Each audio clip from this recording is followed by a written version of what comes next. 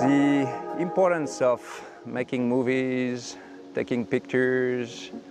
in the cave is to increase the general awareness of what a cave is, the water resources going through the cave, just to make the general public more conscious of preserving water resources in an area such as Mexico. In the beginning, when we were walking all the way out to some of the dive sites, some of the openings to this magnificent system, we were opening trails, helping the people around the area get a better understanding of what was beneath the jungle. It was impossible for us to believe that 10 years later it will be sitting as one of the longest water-filled caves in the world. As time progresses and civilization started moving, as well as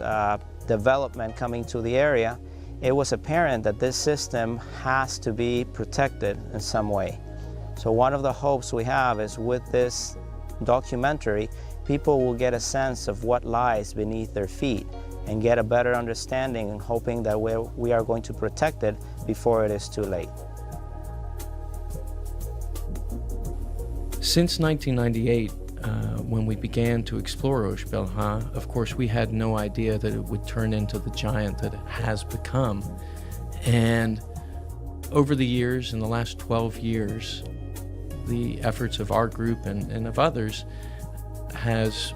brought Osh-Belha to over 180,000 meters of surveyed passageway, with 130 entrances connected into it, including 3 freshwater vents out into the Caribbean Sea. Osh-Belha and all of the other cave systems that are being explored along the Caribbean coast of Mexico's Yucatan Peninsula are comprised of limestone, and in fact the entire Yucatan Peninsula rests on top of a platform that goes quite far out into the Gulf of Mexico. This area composes approximately 275,000 square kilometers, and so there's quite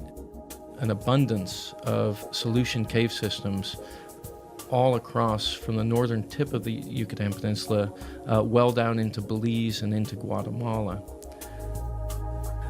Another very important aspect to realize about this area is that the 120-kilometer strip of beach from Cancun south to Tulum generates approximately 12% of Mexico's gross domestic product. And therefore, there's a tremendous amount of development happening along this coast, and also continues to this day, as to the south, the Riviera Maya, based in Playa del Carmen, and now Tulum, are all being developed. Exploring their caves without really thinking too much about a potential connection between the two caves. It was a very basic setup we had, which consisted of having people helping us move a certain amount of tanks into the jungle, where we would create a very basic base camp, in which we would be diving for periods of up to 2 weeks. Now, a few months later, both caves started to grow in big proportion until somewhere in 1999, March 1999, a connection between the two caves was made with 100,000 feet, which is a bit more than 30 kilometers of cave. This cave became Osh-Belha, which in Maya means 3 paths of water. As we gained more experience on how to set up these camps, and we started moving further into the system, we got to a point that we were pretty streamlined on how to move equipment into the jungle, which eventually evolved into the use of horses, and the local people knowing how to pack those horses to be able to move compressors, oxygen tanks, and multiple things needed for a base camp.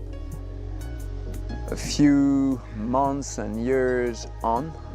the same team of divers joining forces together